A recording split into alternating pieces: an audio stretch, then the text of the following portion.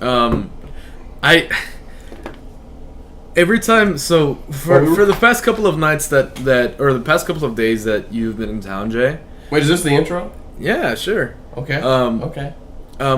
Every time we've like driven up, me and my fiance have driven up.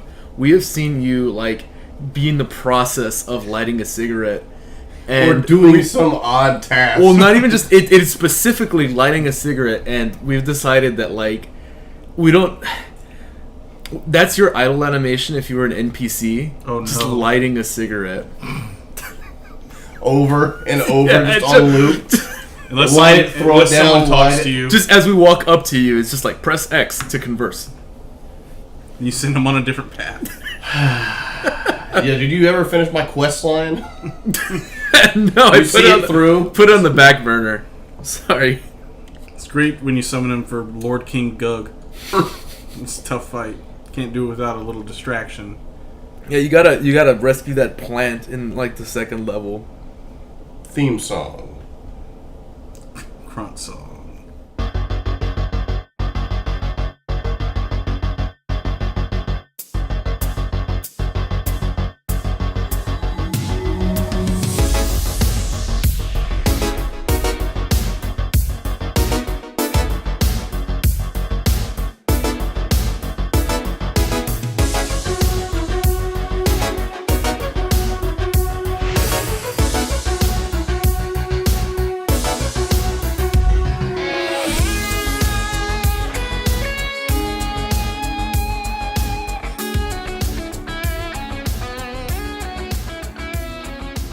Okay, well, getting right back into it, Daniel. Uh-huh.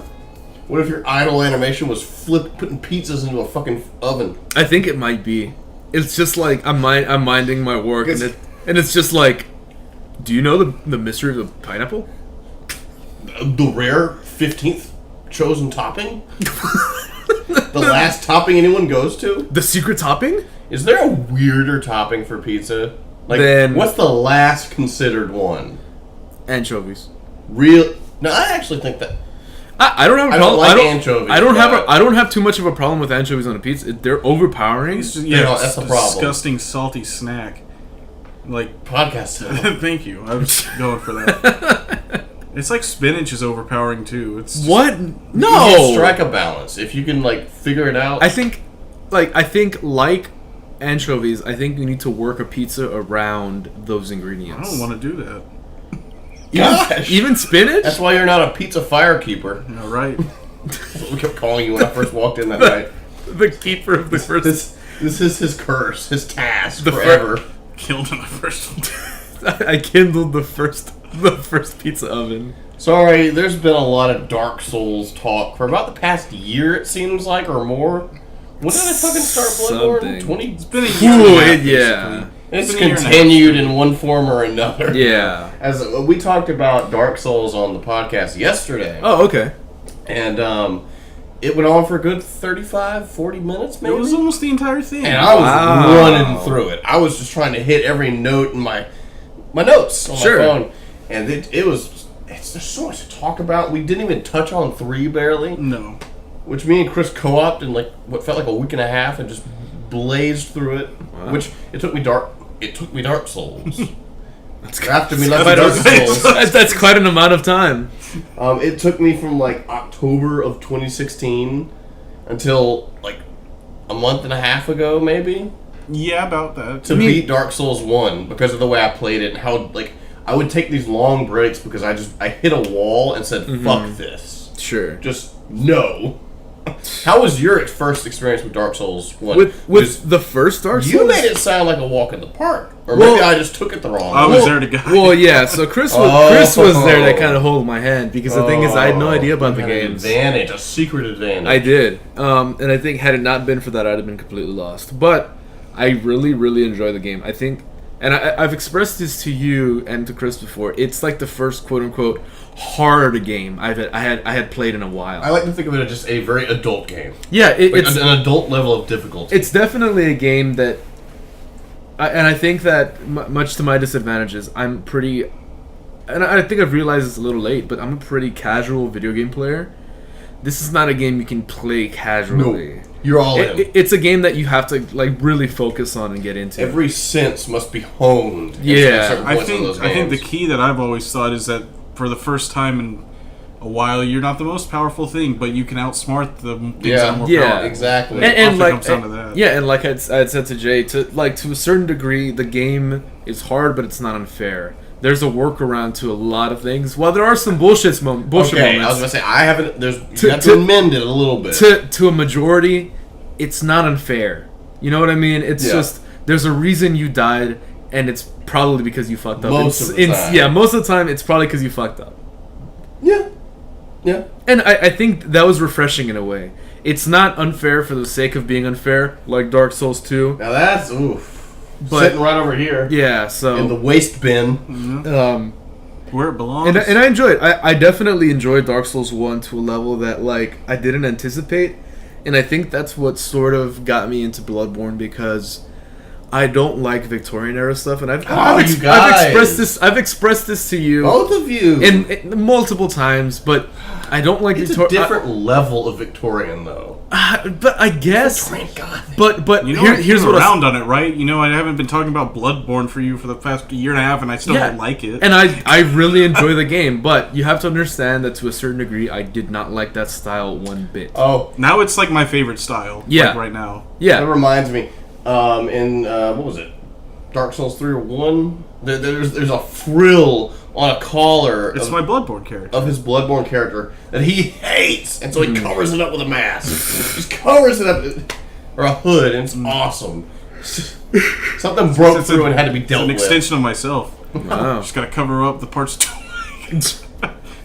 But yeah, it's funny. I kind of probably tortured Chris a lot when I was playing Dark Souls 1. There were so many nights where I was just blowing up his phone about stuff.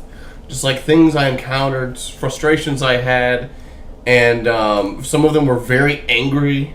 It was just, fuck this game. This game is bullshit. This game sucks. And I hate that I lost my cool, especially in a forum where I could have proofread it and said, maybe I shouldn't. There were multiple times where it seemed like you were just done, like you had quit. Yes. But I can't turn down a challenge. I can't.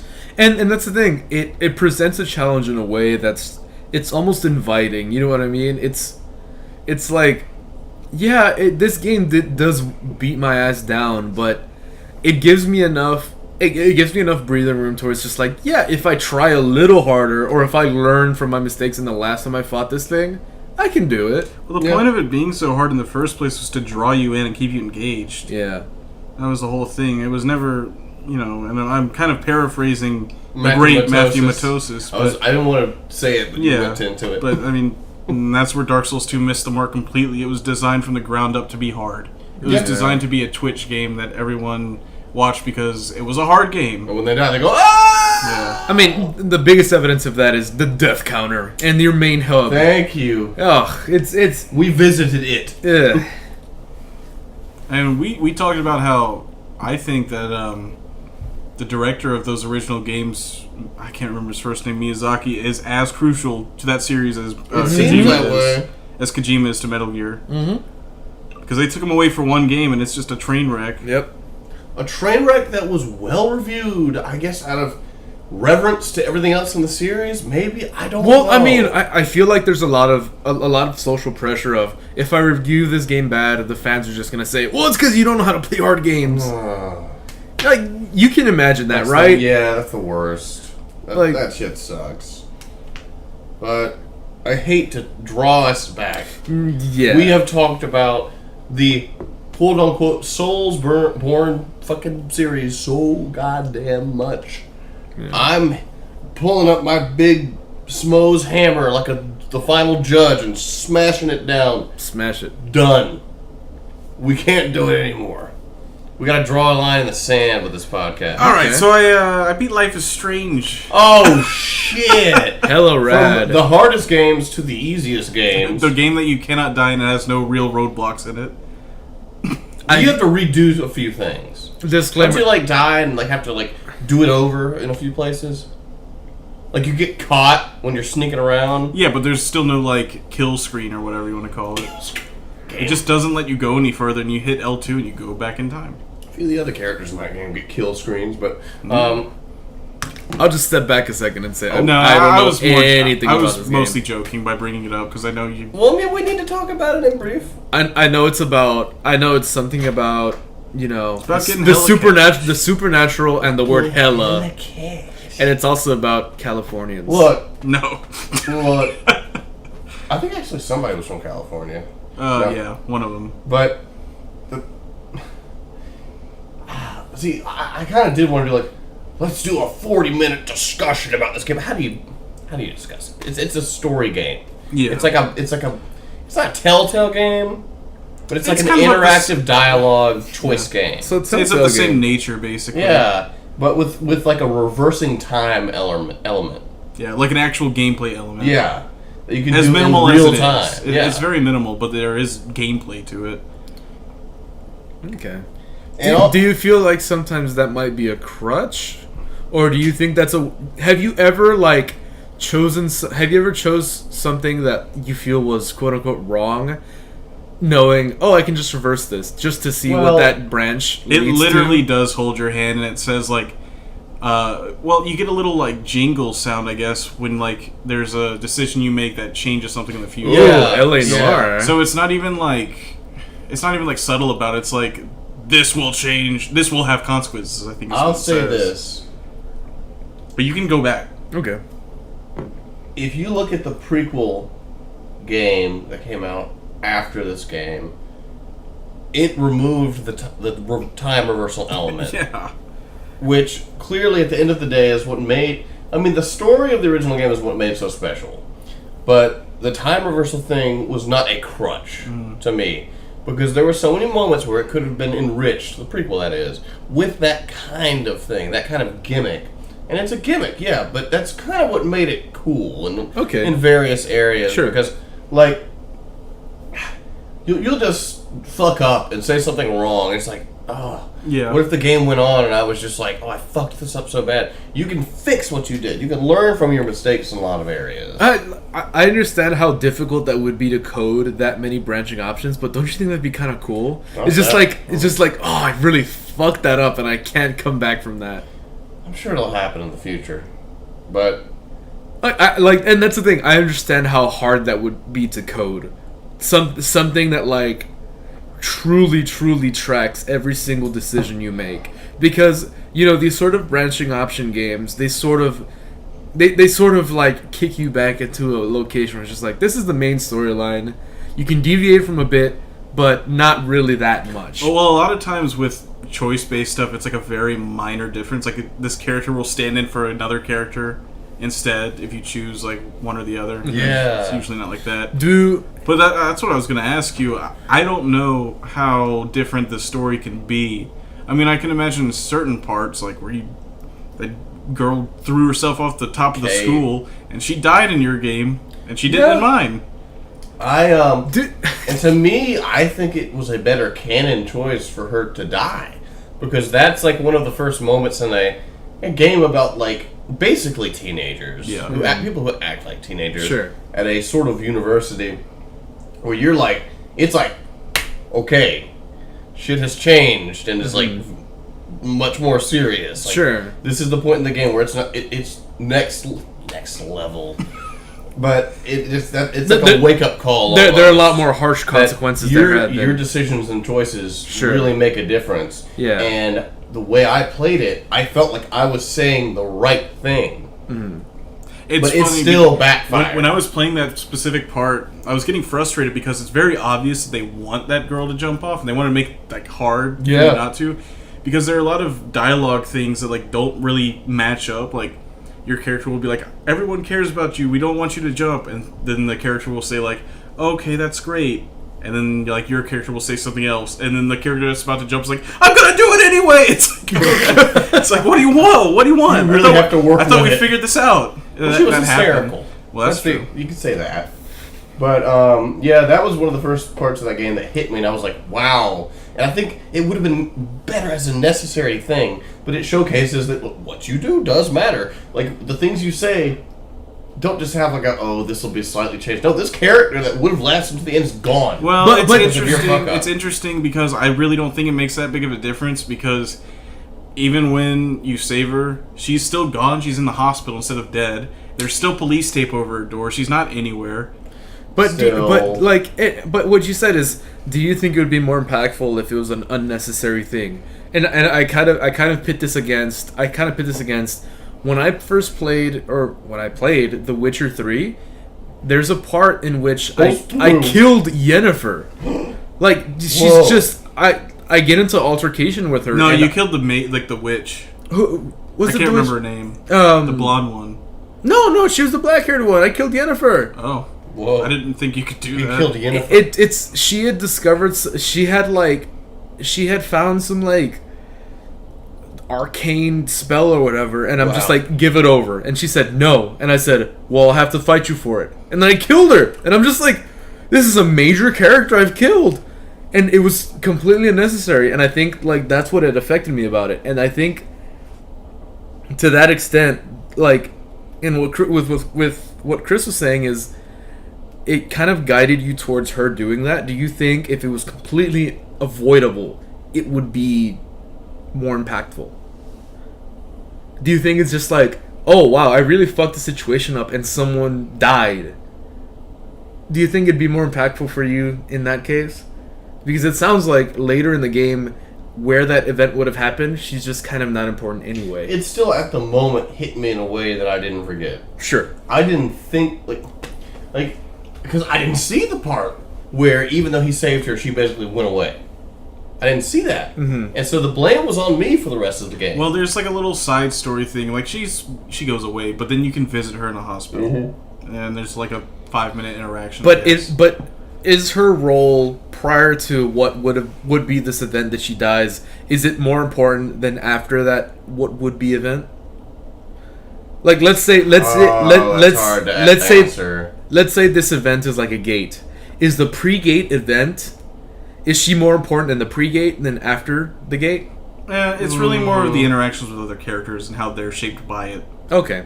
It's too tough for me to answer. And that's why I'm just saying, like, I am looking from the outside in. I don't know anything about this game. And I think that's what would make it really impactful for me. It's just like, if the consequence of her being dead is truly, it affects the late game stuff or like the post game stuff. It's what you take with you. Yeah, okay. That's all it is. That's the point of it. And it did affect me. I was upset about it. I was mad because I felt like I was saying everything right. Mm-hmm. Like I remember, like looking back and like I was like, "Oh, let me rewind. Let me rewind. Just so I can rewind time. I can fix it." Sure. And it didn't. Like it was like, no, it doesn't matter. Uh-huh. They only give you rewind points when they want you to have them. And it was just like, God, I don't know. It bothered me a lot. But getting away from Kate, for God's sake. No, let's keep talking about it. No, she was just mopey and sad and bullied. Wouldn't it be sad instead of like rewinding the part where that girl gets hit in the head with toilet paper? I did that over and over. Oh no! She's coming back. Wow, incredible! Her powers have increased. I have time power. She has whatever that is. But Chris, it's a really girly game. It is incredibly. You see it from a character's perspective, who is sort of this girl. Well, she's a girl, but she's a specific. She's type like a quirky girl. Tomboy girl. But she is she played by Zoe? No. Is she played by? She's not. No. Emma Stone. That character. Wow. Don't talk about Emma Stone. Yeah. What? We're not going to bring up Emma Stone like that. Put up the Iron Curtain right now. I'm a defender. But no, she's not Zoe Deschanel. Because if you watch that show New Girl, Zoe Deschanel is aggressively quirky. Like she sets up things like that are like, well, you went out of your way here. But no, this character just kind of, I don't know. A lot of the characters in Life is Strange are really lame in a good way. Like you see them as really real people, kind of understand them. Like when you listen to the main character, Maxine Max, she goes by. Like you get to hear like the dumb stuff she says in her head too. That other people in the game don't. So you have a more like well-rounded thing because people think dumb things to themselves. Sure. They say shitty, like stupid things that like if you heard them, you'd be like, I never hang out with with this guy again. This guy sucks. Yeah. But you see it just like as a natural. That's her. Yeah. You know, you see a real person being trying to be conveyed, and her counterpart is this also stereotype. Yeah. This rebellious, blue-haired, lanky, acted-out girl named Chloe, who they act as very, very obvious foils to each other. And, I don't know, to me, that relationship is really cool and really odd, like Chris. Because it also doesn't really seem like it should happen. Yeah! But Like, you couldn't imagine those two hanging out if you saw them separately. But they oddly work. Yeah. Yeah. They work oddly well together, and apparently, you know, within the story of the game, there's a background where, you know, they knew each other as children growing up. Yeah. But Max had to leave and moved, and like they grew apart because of that. It was like a catalyst. And that's why they became such different people. And so then they're thrust back together when Max moves back home to her hometown, and like it's like she barely recognizes her friend when she sees her again, and it's like wow. And I don't know, they have a really neat relationship that I have not seen explored in something I can't even compare it to anything. Okay. Not to go too far into a tangent, but I remember, and forgive me for saying this, but I remember seeing a meme that said something like, it was a picture of like a guy that was dressed well and a guy with tattoos all over his face. It's like, no matter how far y'all get apart, you'll always be homies with your original friends. You know what I mean? Can you think of anybody that you like sort of grew up with, like on the street or in the neighborhood, that like? We need to put a bow on Life is Strange before we get into that. Go ahead. Hold on to that. Was it can spiral from where? Yeah. I was thinking that too. Like the game goes from this like, would you call it like a coming of age thing? Almost. Yeah, I wouldn't say that quite. Some people could argue that angle. I don't want it to be that because I hate coming of age stuff. I hate it. Breakfast Club, best movie. The Perks of Being a Wallflower is a masterpiece. Yeah, Eternal Baby. Did you say Internal Baby? Eternal Baby. Oh. No, we're not talking about Death Stranding. No internal babies. Baby. What a pull! That's nice. that's the other name for it. But the game is just this series of like, you see one character whose life kind of got fucked up and derailed because the friend left. Sure. And she doesn't know how to. I mean, I'm not trying to cut you off, but it's not just because the friend left. It's also events that happen. Yeah. That friend missed. It was a string of things. Yeah. And you come back and see the culmination of that, and it's just kind of cool. And like, the game kind of goes at this pace for a while where it's like, I'm just like wandering around, these interactions are stupid, I don't give a shit about this. It's like, whatever, this is fine. I happen to like it, and the lameness. It's just like, do you know what I mean by that? Well, like, it's just like a... a lot of it is really, really corny. Yeah! Like, some of it is so, like, obviously written by someone who knew about teen culture in, like, the mid-2000s, maybe? Or, like, early 2010s. But I think you can uncover something there for sure. And it works oddly well. Yeah. Like, in a way you wouldn't expect to, because typically, like, you think of the kind of subjects that are associated with this game, I hate most of the time. Like, big time. But even at that, they're extremely relatable, I assume, because the thing is, you knew of these things when you were coming of age. You know what I mean? Well, I think also something that I thought about is, like, these are kids that are like 17, 18, I'm guessing, somewhere around there, that are being exposed to extremely dark things. And it's like a loss of innocence, which is actually one of the themes that comes in at the end. I guess, well, I'll avoid the spoiler. I think we can spoil it. Okay, well. Dana's probably never going to play this. What happens? Well, basically, the overarching plot is that there's this missing girl from the high school in this town, and no one knows what happened. And long story short, like, she got kidnapped by some photography teacher. Yeah, who's at like the biggest university there. Yeah, who's like a trusted person that your character's being taught by. And he's a young, like, hip guy. Yeah, like, he's very approachable and like, wow, this is it's popular. Like a huge twist at the end. But basically, he drugs like young girls and takes photos of them to see their loss of innocence. Holy shit! Yeah, like before it's really, because they know they're gonna die. It's scary when you get to that part. Yeah, and you just totally. I wish you could never see it coming in a million years. They did such a good job of it was just out of nowhere. God damn it! I kind of wish I'd played that now. It's a bit of a trudge. It is. I mean, honestly, it took me like... Especially the way Chris played it. It took me until like the end of the third episode, I think, to really like get hooked. Yeah. Even though I wasn't like hating everything, I was like, I'm thinking this is going somewhere. How many hours would you say you played of it? Maybe like 8? It's not a long Like game 7 or by 8. any means. Okay. Like, and you can make it long if you want to. Sure. Chris's save file got corrupted or something, right? That sounds like a load of shit. I think he lied to you. No. I've explained it before. You know, we were brigands and making fake email accounts for PlayStation View, and I deleted the account that I saved it on. Oh, man. So that's what happened. And then because I'd already gotten like a couple hours in, I was like, I know everything that happens up to this point. I just don't want to. You have to do it again. Exactly. And this is something that's great. Even if you love it, you love the game, you play it once. There's also there's not a replay value. There's no variation. I mean, there's some stuff. Did you get the thing where Chloe ended up getting like hit by whatever, or like in the accident? She was in the hospital. Yeah, that has to happen. Okay, I didn't know. I never looked back at it, and like that's where I was gonna say. That's where I got hooked. What happens? I can't. It's been so long since I played it. It hasn't been that long for me. It's been like a couple weeks. Basically, at one point you travel. This is the punk rock girl. Yes, you travel. The reason she gets so fucked up in quotes is her dad dies at one point in a car accident, and at one point you can go back to that time and like hide the dad's keys, so he never goes, or like gets on a bus instead. But then you return back to the present timeline, and then all of a sudden your friend is like paralyzed in the worst possible way. Jeez. Like you're wheeling her around in a chair. Her respiratory system is failing, and she asks you to give her an overdose of morphine. Yes, and that's a choice. You can be like refuse or accept, and if you refuse, she's like, it's just to get like, just like when you left, you're bailing on me.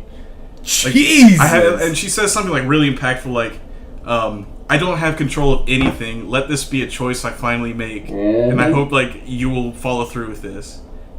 Like Jesus. And that's where I was like, okay. The game goes from this thing where there are very serious themes. Like, you see Chloe die early on through, like, a botched drug situation.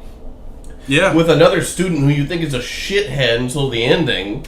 And that's how it gets... She gets shot. That's how it gets started. Yeah. She gets shot by a drug dealer in the girl's bathroom.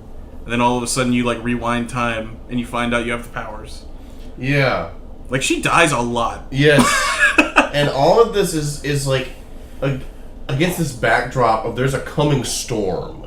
Like this enormous storm that's going to wipe out the entire town. And I think the implication is that it's because you've been abusing the powers of time. It's right? Yeah, they even mention it's chaos theory, which someone said, like, a butterfly flapping its wings in China can lead to a series of events that causes a hurricane in Texas. Effect. Yeah, that's a big Jurassic Park thing. I mean, it's literally down to that sentence. So a butterfly flaps its wing, and it causes a hurricane. The first thing that starts her time power is she takes a picture of a butterfly. Yeah. She's a photographer. Oh. Yeah, it's but I mean it's works. On the nose. But it works. But it's Sure. That's also not really the main point of the game. And it gets just further and further into crazy toward the end of it. Like the whole thing with, and also one of the points that's hated most in the game, I think it's the 4th episode where you go into that dream state, or what the fuck? I think it's at the very end. Where you have to like march around avoiding like various obstacles that are like representations from the characters in the game. But then it ends up at the very end of the game. You have the choice to save the town or sacrifice Chloe and bring everything back to the beginning of the game and don't fuck with time And the anymore. idea is you go back to the time where you discover the power and don't use it and let her get shot. Yeah. To save and like the stop beginning. and stop the storm. Or you let the town get destroyed and don't go back to that time where she dies, and then you're the only 2 left. Yeah. Wow. The game it's crazy. And But it does have a layer of corniness over it, for sure. But to me, it's like a sappy cheese that I like. It's weird. Chris disagrees. No. It's just like... I mean, And there are some points that are just like extremely like schmaltzy, I guess you could Yes. say. You just, it, but you can power through it for sure and really find something there.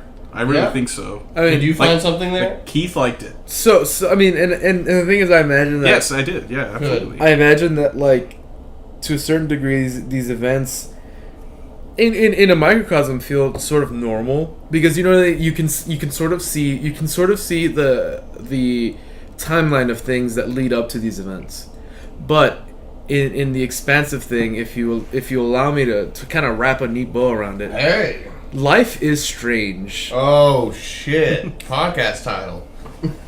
I was gonna upload the video of me rewinding time and having that girl get hit in the head over and over and just That would be awesome. just title it Have you Life. shown that to him? Just title it Life is Strange. Have you shown that to him? Yeah. It's awesome. But Yeah, it sounds neat. I mean, even if I know like major spoilers, it sounds cool. I'll have to check that out. I'd say for Yeah. like bucket list game. you'll forget about them in a couple weeks. Yeah, and then play it maybe. Just feed me more alcohol and I'll forget about this Oh, entire feed conversation. him. Get the tube. Get, Oh. get, The food tube. get the sink of food, drill a hole in Oh, this table. we We watched watched that it today. and what's incredible about that is they first bring out the thing to drill a hole. I love the And it's on the tablecloth. The tablecloth gets is there. caught. They don't think about pulling that back first. Just slam it down. Get it over with. Also, there's no need for that hole. Yeah, no way. Just put the pipe around. Yeah. There. No, it's not even Just- the pipe runs through. They put the food through. It. Yeah, In the like With the dust. sauce. Yeah. Oh my god. But hold on. that sound. I gotta hold on. We gotta maintain some degree of structure. All right. Sure. You mentioned friends who move away or go Yes, wrong. yes, or yes, yes. Get into it. So, I'll relate to this. So, back in elementary and middle school, my parents weren't really they weren't really restrictive in any way, but I never really got to hang out too much with like middle school friends, elementary school friends. A lot of the friends that I hung out with were neighborhood friends. They Yeah. were down the street friends. Can you think? Have you recently hung out, or sort of recently hung out, or met with any friends that you knew when you were younger that you hung out with because they were just kind of lived down the street or lived in your neighborhood? No, the one Nope. the one for me moved away and like grew apart so much that like we were best friends up until like fourth or I think fifth grade when he moved away.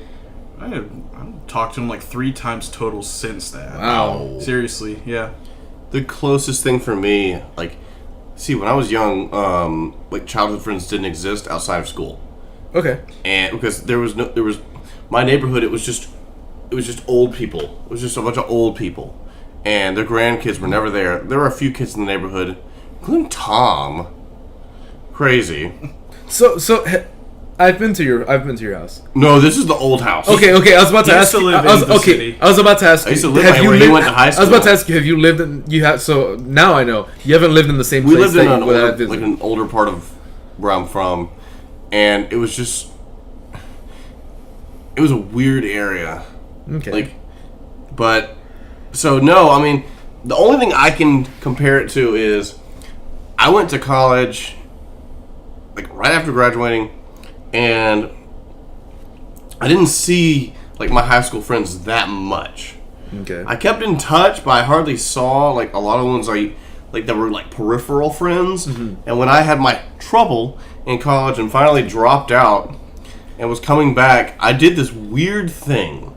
It was really fucking weird, where I got together with a lot of people. I felt like I had to come clean with people. There were people who were still in college that might have been back in the hometown, and I was like, "Hey, we got to get together. I got to talk to you." There's people I hadn't talked to since high school, and I was like, "Hey, I went out to college and this happened." I kind of feel I felt the same way coming back for Christmas the first time. Oh yeah, I hated high school, honestly, and I wanted to go back so badly. See everyone, even people that I didn't really know that well, just be like, "Oh, we're back here!" Yeah. It some of that social pressure of just I see you every day, but it's nice to have that sort of But relatability. it's weird when it changes. And the thing is, there are people that I can imagine, or that I can think of that I didn't really too get along with in high school. But if I saw them right now, I'd be like, "Oh, I know you. Yeah. I know you. I You have know to. you know." But no, I mean these people, my case is weird because it's like, if I got diagnosed with cancer one day and I was terminally ill, there'd be all these people I hadn't talked to in ages that I'd have to be like, oh fuck, I gotta make peace. Yeah, you gotta make. I gotta call. I gotta get over this and like tie those loose ends. Yeah, and reach like my final like story end. Sure. And smooth everything over. And I did that because like I was coming home from college. It was like, I need to update these people on my lives. And every one of them was so weird. It was weird as hell. It was about 4 or 5 people. And we just like, out of the blue, was like, hey, let's get lunch somewhere after like all these years. And it was uncomfortable and horrible. They were just like over it. It's like, I wasn't good enough friends with them for them to be like concerned about me. Sure. And they were just like, oh, okay. Never heard from them again. And one of them even broke my heart by saying, oh yeah, you know, it's good to see you, but I always kind of thought of you as like a ride-along friend. Wow. Like you were like in the group. You told me that. Yeah. What was the first name? It's a certain family name and a fast-talking hurricane dad. Okay. Yeah. Wow. What a description. You don't know what that means. I don't. And I think that level of anonymity will work. That particular person was such a core element of the friend group that existed when I went to that school for 13 years. And I just didn't know until the end that he didn't give a shit. Well, I mean, he was part of the friend group when we were like hanging out during high school even, so I just assumed that was part of the group. Yeah. And so he was just like, oh yeah, you were whatever. That's kind of what he said to me. And I was like, jeez. Wow, why did I do this at all? This just gets worse. Just toss you aside. Yeah, so it was like that's my best response for that. Like people changing or like growing apart for a while, coming back and meeting up again. Sure. And so that's my experience. I haven't really kept up with a lot of people from high school, which also I went to the same school from second until graduating, so... Yeah. I went to mine from K through 12. Oh, same Wow. thing. Insane. So, like, all of our childhood friends, a lot of them at least, we went through all of it together, so... But then you drop off, and it's like, you don't hear from these people I stay in anymore. touch with a few of them, though. But, like, not as many as... I keep up with the ones that count. And send them strange things in the middle of the night. Like you guys. Yeah, Just odd things that probably shouldn't be said. I'm glad I count in that measure. There you go. Chris, how are we looking on time? 36 minutes. That's it? Yeah. Yeah, we're going longer than that. I need to pee. Okay. So, Chris, I don't know. I feel like I bring this up because, you know, I had a situation where I got invited out to hang out with some friends who I hadn't seen since high school, and I'm just like, I know that they feel the way that I do. That's just like, maybe I wasn't, because in my particular case, I wasn't as popular in high school. It's just like after high school, none of that matters. Exactly. It's just the fact that you know these people is enough to like be like, oh yeah. That's exactly. I was gonna bring up, like, during high school, that is the most pressing, most important thing in your life. And then it gets put into perspective as soon as you step out. And you leave, and you're like, that was stupid. Like, all these things that I cared about and thought were, like, I had, like, terrible consequences. Yeah. I'm just like, why was I so upset? This is stupid. Like, none of that mattered. Of course not, yeah. And I suppose that's where some of that relatability comes in. And I think that transition... It's like you all moved on from this horrible thing, yeah, and realized, actually, that wasn't that bad. Yeah, it's just like, hey... It was just, like, stupid. Like, and I think the kind of cool thing about it is you kind of have a talking point with these people that experience the same things that you did. Hey, you remember when so-and-so did so-and-so? Yeah, I remember that. That was dumb. Like, I don't know. It's just, to a certain degree, that stuff, I don't know, it's put into perspective when you hit real life or real adult life. When adulting becomes a thing. Oh shit! Sponsored by me every day. Sponsored by adulting.com. Get your funny Adult shirts. King. Adult King. Oh, Chris, this is super unrelated, and I'm gonna restrict it to one response from you. Wow. Okay. Set them up, knock them down. I always do. What about me? Sports betting is allowed in the United States again. One sentence. Sign me up. One sentence? Yes. Oh, I hate hearing about it. DraftKings.com. You're gonna win a shipload of money. A Thanks. shipload. That there was this commercial that would happen Yes. when we Every watch anything. commercial It's break. just this guy who would flick the wheel of a boat and he'd go, "You're gonna win a shipload of money." The wheel of a boat. Yeah, well, the Wait a minute, the that's the steering title. wheel. Found it. The steering wheel of a boat. Oh, I get it. Whoops. No, sports betting, like, I don't really. I mean, I get it, but I also think it like takes up time and like shows, and I'm just like, why are we talking about Now this? every commercial will turn from Viagra pills to bet DraftKings commercials. Which do I prefer? That's the only question. time- DraftKings tell. commercials, honestly, because I don't want I don't like the idea of a dad going, "Hey son, let's watch some Packers games," and then it's just like, "Dad, why are those two people sitting in tubs on the beach?" You know the Cialis commercials. Peckers games. I remember many awkward moments with that. Yep. That's just I would rather explain to my son what sports betting is than, "Hey son, I can't get it up anymore." I don't have to explain it, but like, Not just that, but the industry behind it. Sure. And like the people sitting in the commercials in the tubs. What is this? Yeah. Who does this? Yeah. I hated those moments where you'd be watching like a very family-friendly thing, like a sport, like a game. It's like particularly like a football sports game. events, yeah. And it's just like, do you have erectile dysfunction? Ask your doctor if your heart is healthy enough for sex. It's just like, Just, whoa, Dad, what's whoa. he need? I mean, there's a moment in that movie Dodgeball where like, Great film. yeah, it's one of my favorites. Yeah. No, I'm good. Okay. Where like the halftime dance happens. It's just the most sexualized thing ever, and one of the commentators just goes, "Nothing like some good family fun."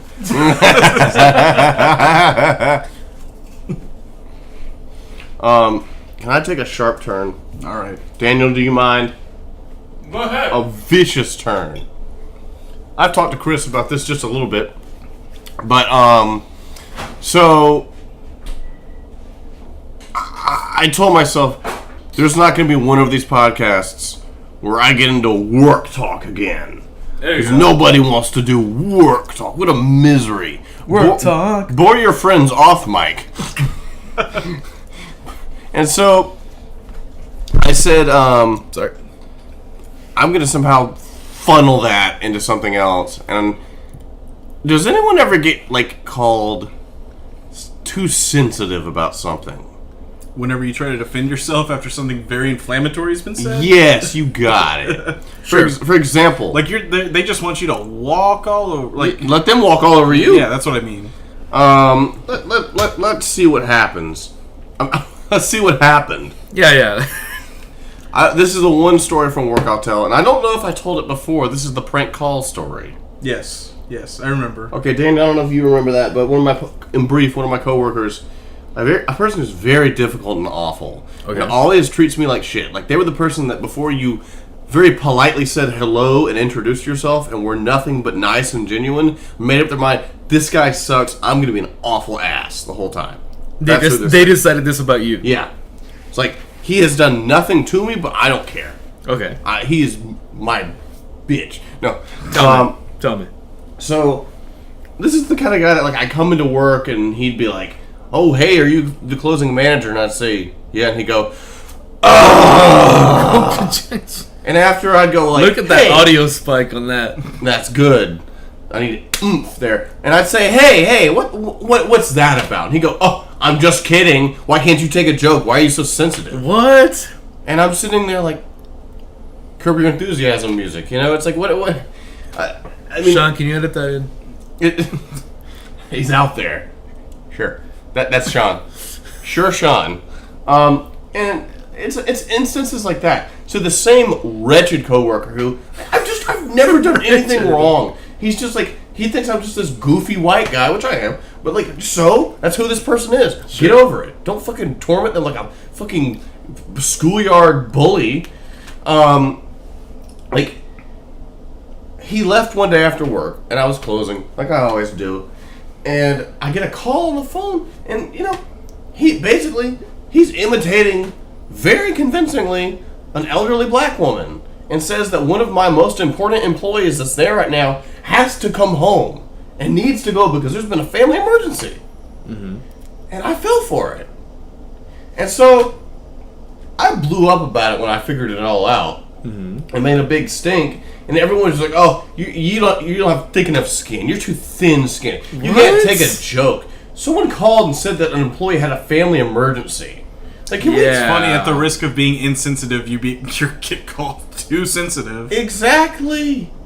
And so, I mean, that's basically the question. Like, in your life, has there ever been just that situation where, what is it, the damned if you do, damned if you don't, catch 22? Is that That's it? what I was going to say, but I've already said that too many times. I will. This is too early. I have a perfect answer for you. So at my job, we employ from what I know, because I have worked at my current company in 2 different settings, in 2 different stores. At my first store and the current store that I'm at, known as Molecular Oddity Disclosures. that's what it is. We hire people who, for lack of a better phrase, are on the spectrum. You know, they wouldn't Equal opportunity employment. It is an equal opportunity employment, but the is. thing is, they work at sort of a quote unquote lower capacity. They either just do menial tasks or whatever.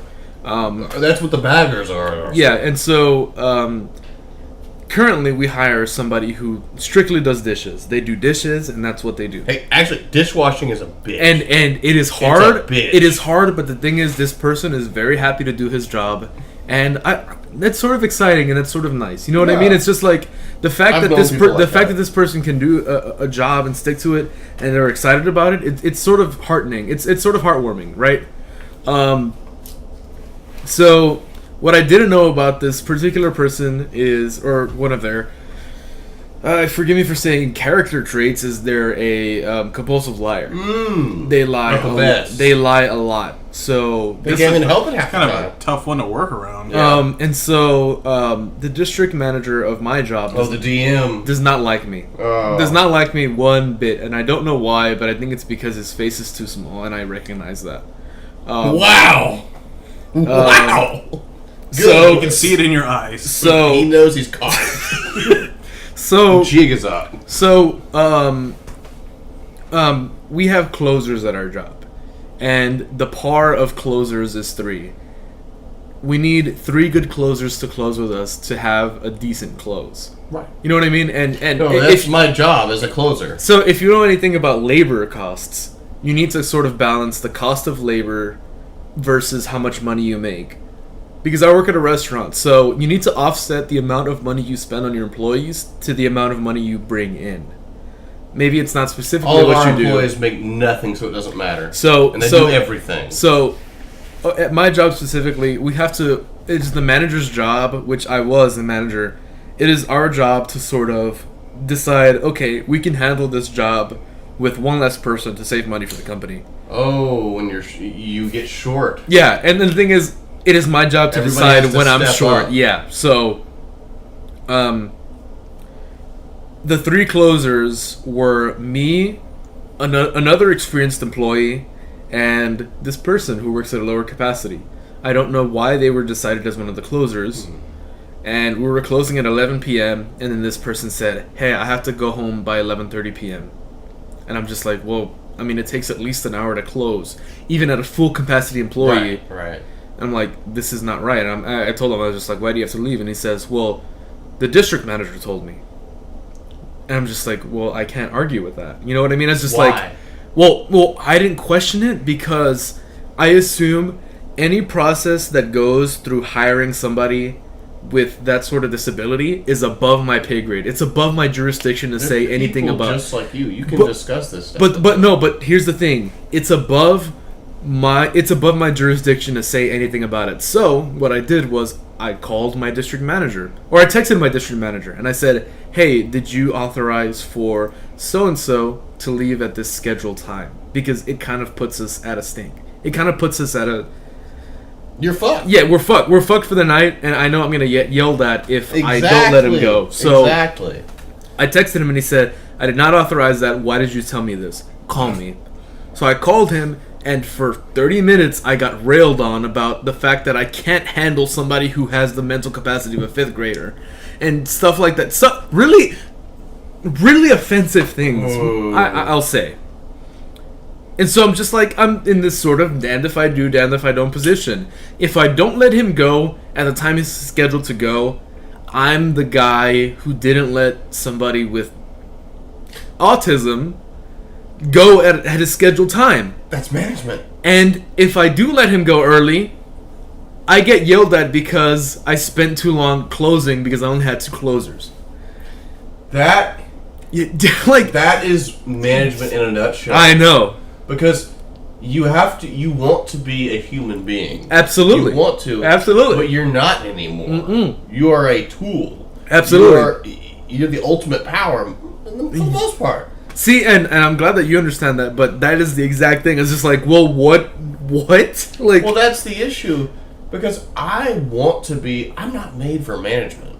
Certain people are. Mm-hmm. They have a certain, like qualities that make them good, and some of it, to me, is like, there's something wrong with you, that's why you're good at this. Yeah. Like, you're not human anymore. Yeah.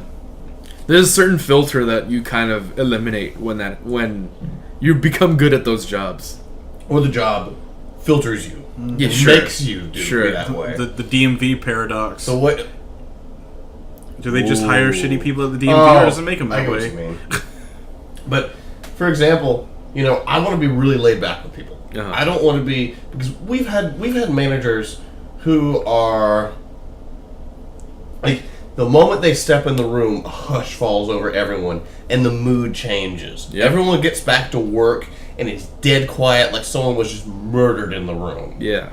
And on paper, and from a business perspective, that is the most effective employee absolutely possible. They don't have to even say anything anymore. Yeah. They are so oppressive and authoritarian that people just go to work. Yep. And I didn't want to be that type, because I remember when I was coming up at this same fucking job. You hated those people. You hate them. They're not even human anymore. They're Yeah. disgusting. But they were good.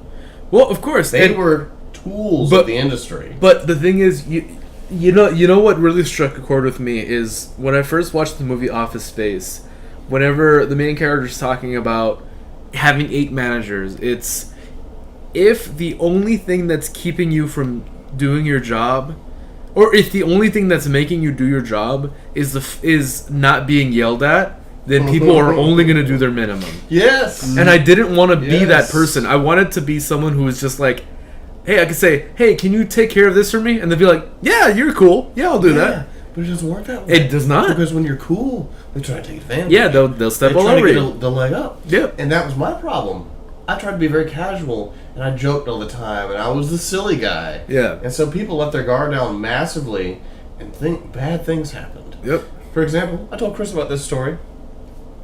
We have an older lady who has always been just kind of like, she says like off-color, like, why would you say that things? Mm-hmm. It's like out of nowhere, and she fucks up a lot. She used to work in our deli, but she was so slow that she was keeping, like, the deli closes at like 9. Sure. And they start closing it at like 7, really. They start pulling stuff. What time does the store close? Now 10. Okay. It used to be 11. But she would be keeping us there because she was so fucking slow and miserable that we'd be there till 11 sometimes. And I finished everything I had to do at like 10:15. That's the goal time to get out. Yeah. And so they moved her up front to be a cashier. And, like, so one day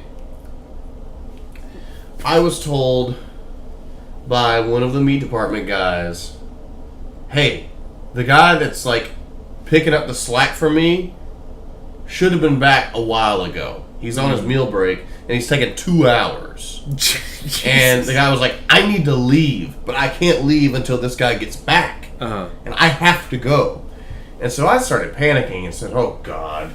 Because this guy, even though I know him and I really like the guy, he's a stoner. And I could see him going home, smoking a blunt, and falling asleep in a chair. Mm-hmm. And so I went up front and asked the service desk girl, hey, how long has this guy been gone? I could have gone in and checked the time clock, but I just said, how long has he been gone? And she said, oh, he's running a little late. He's been about 45 minutes. The meal breaks are typically 30 minutes to an hour. Sure. And so I just asked her that, and that was the end of it. But this awful old woman I brought up first is sitting at the computer desk at the service desk and looks over to me and makes this screwed up face and goes, Jay, you are such a dumbass. Wow. And I'm sitting here like, what the fuck? There's so much wrong about this situation. There's so many wrong things. like, you should never call the management person a dumbass, even if they say 2 + 2 = 3. Yeah. It doesn't matter. But I didn't even give her a good reason. I asked how long this person had been and said, hey, they say it's been gone 2 hours. Well, she you thought like I believed that person. Well, you were too sensitive to that information. Stop being so sensitive. Ooh, you.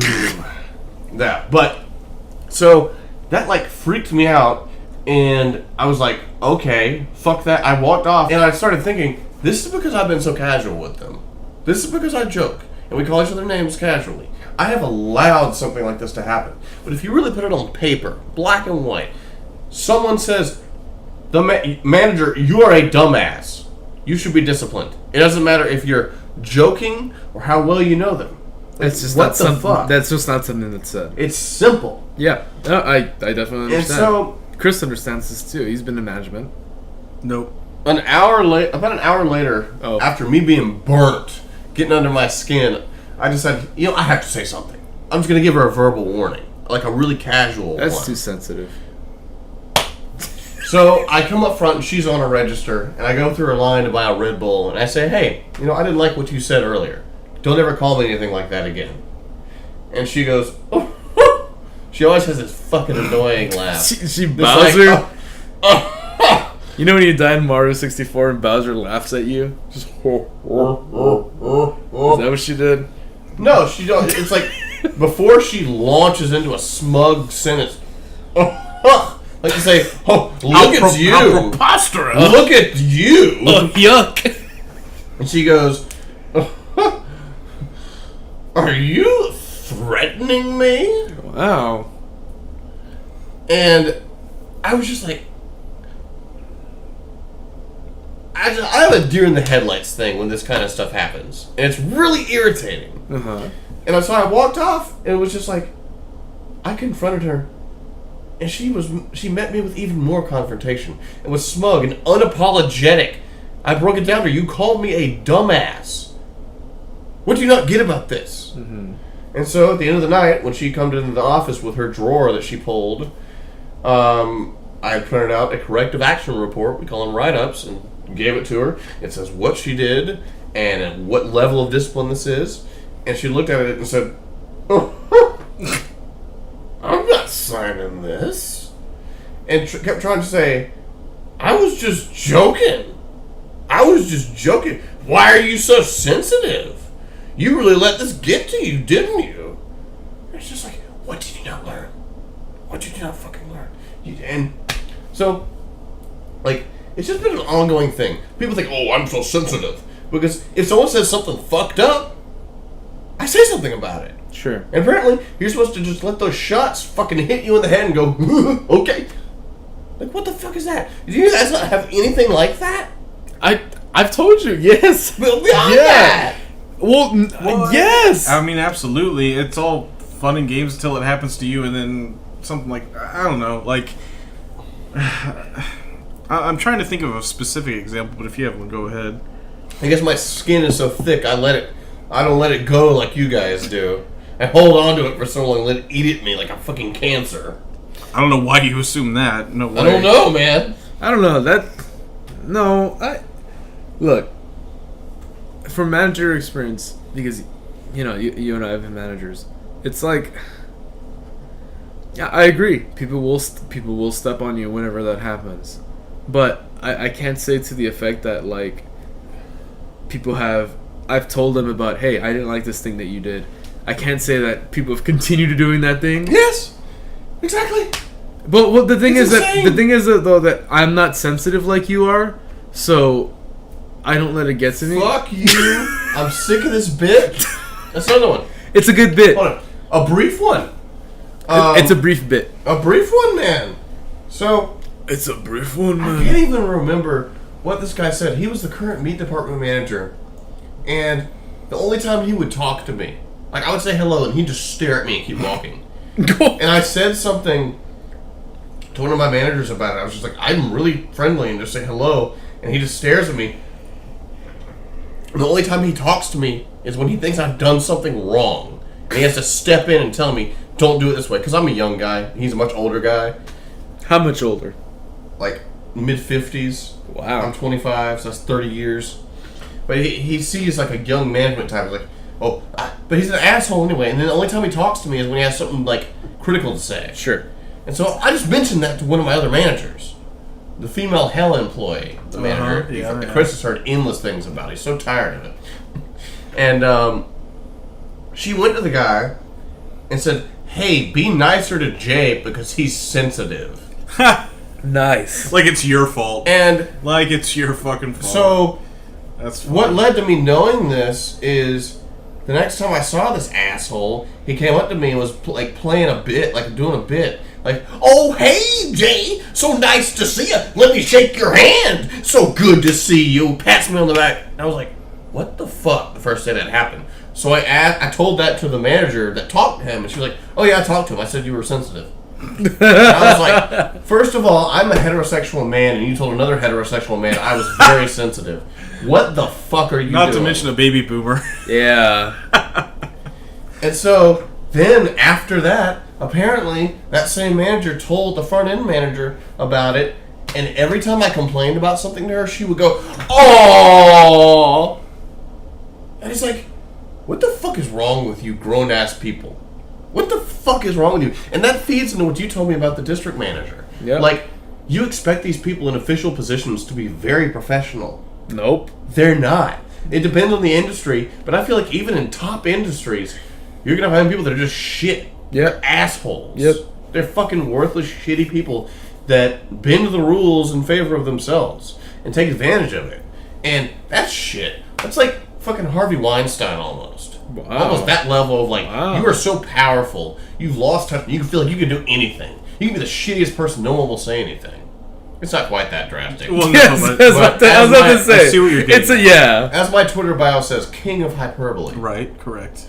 I think you Chris- maxed out. What time are we at? Hour and 1 minute. Okay, let me go take a piss. Y'all converse for a second, and then do you want to do music picks when I We get can back? just let it go. Music picks next. No. Let's go cross streams. Come on. No, I would. We're gonna do a 3-stream. Chris, come here. A tri-stream. Trigun. TriCaster. gonna talk. Come here. Get in there. Whoa. I think it's going all right. Yeah. You okay? Give me a little trick there. A little toot with your eyes. I'm giving you a little trick white. I love how toot is slowly like evolving into a trick, which also has lost its initial meaning. It's just being blurred together at this point. We know what we mean, but the words don't make sense anymore. Oh Lord, that's 3:13 a.m. Sick. We're over halfway to 6 a.m. Isn't that crazy? Oh, perfect. I know, it's scary. Call them up, McDonald's. Bring me them Big Macs. I don't think I need to eat that. No, we're again. not doing that. Never That's again. what the Nasty Tony pizza is for. Nasty Tony. What's happening? We're talking about my mistake to say we have to get McDonald's in here tomorrow. Or last night. God, I can't talk. Yeah, what was up with that? And I feel like I should express this to the podcast. At 5 a.m. in the morning, the other day, I got a notification on my phone that said I had ordered $30 worth of McDonald's, and it freaked me out because For some reason, I guess it just saved your login info on Uber Eats. Even though we entered like Jay's credit card stuff, it still had it registered to you. the fucking guy texted me. Here, I'll read you his That's text. why, like, he was out there, but like I wasn't getting a call or anything. Are you guys? Did you get this podcast ready? It says your courier called to find you. After 5 minutes, your order may be canceled without a refund. I'm sorry. We wanted good eats at 5 a.m. It was like a fucking 205 number, and I freaked out. 205. We know that number. I freaked out at a fucking.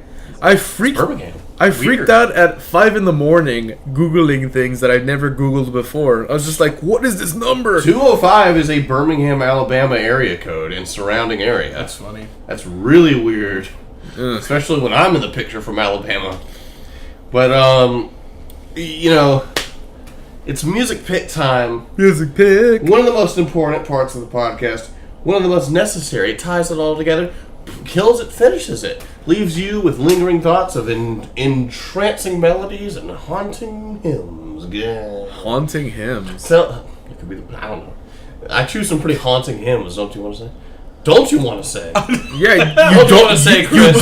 You don't want to say. Regardless, we're gonna play Spin the Flash Drive to say who gets a first music pick. It's like Spin the Sig last year. I'm a big fan of parlor tricks. The next evolution. Dude, that's a nice parlor trick. Silver Side Out. Oh, What the hell was that? There's liquid on the Silver table. Sun pickup. That's my pick. All right, here we go. 52 spin pickup. What is that? That's you. Okay. I guess that's in my general direction. I didn't want to go first. All right. Okay, well then, why the fuck did that even? Why did you even? I thought like chance is never in my favor. It's not like a typical pretentious Jade pick. It's something like I'm feeling right now. I'm feeling rambunctious, vicious, and terrible. I think I'm gonna choose a song from a band featured in GTA 5. Ooh. A little punk rock jingle about the woes of life. This is My Head Hurts by Waves. Let's hear it.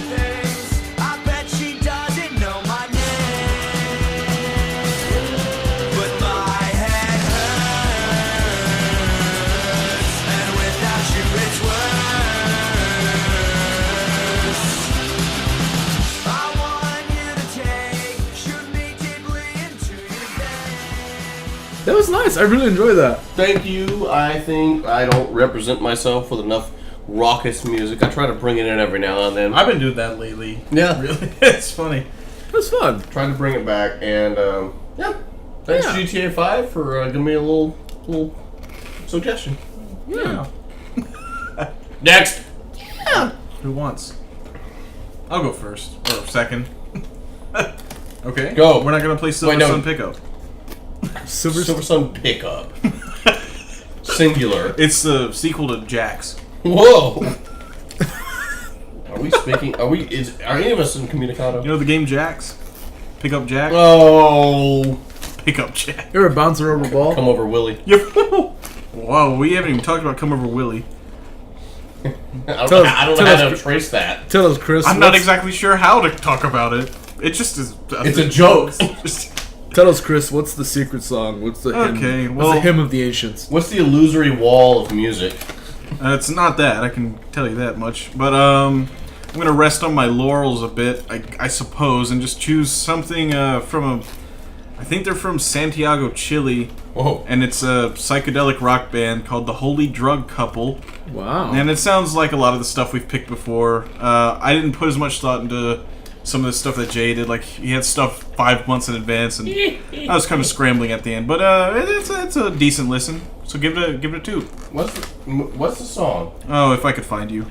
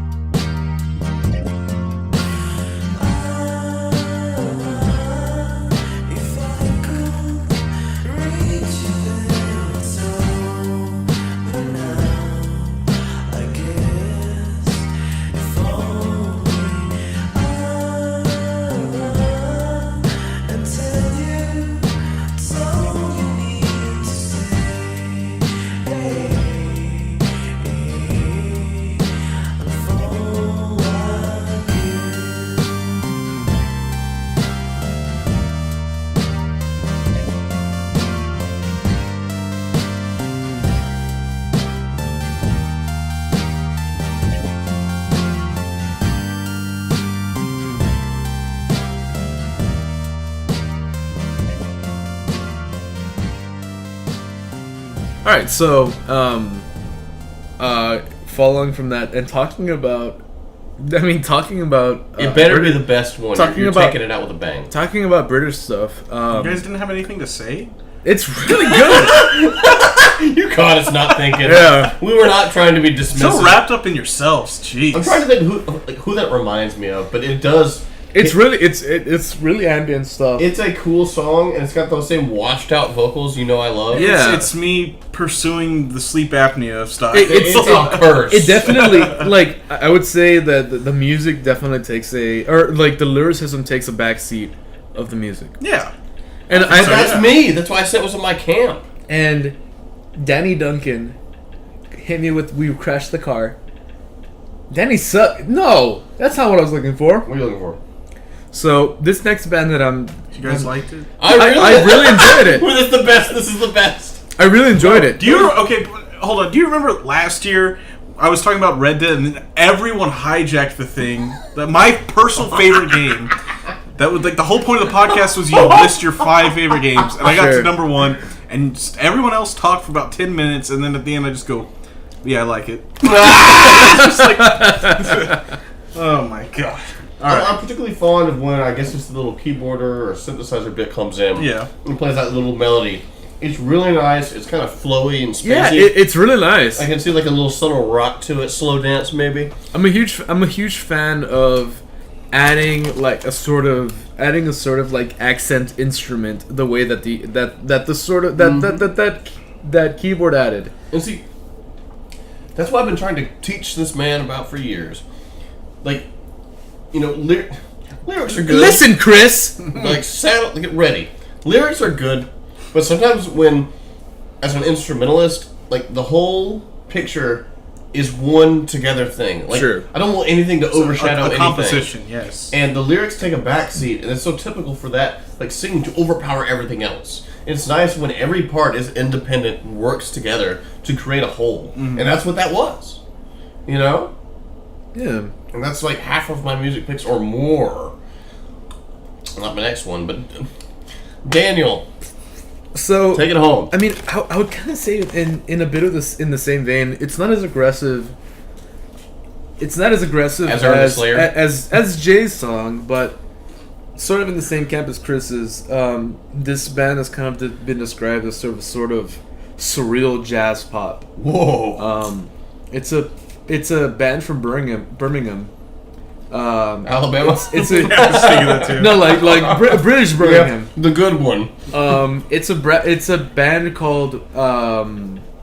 called Brad Stank. Wow. And it's a song called "Flirting in Space." Are they any relation to Hoobastank? A little bit. I mean, they hang around them once. I didn't mean to take that away from you. So here's "Floating in Space" with Brad Stank. It's a sort of slow, jammy kind of I already like the title. Here we go. It's good.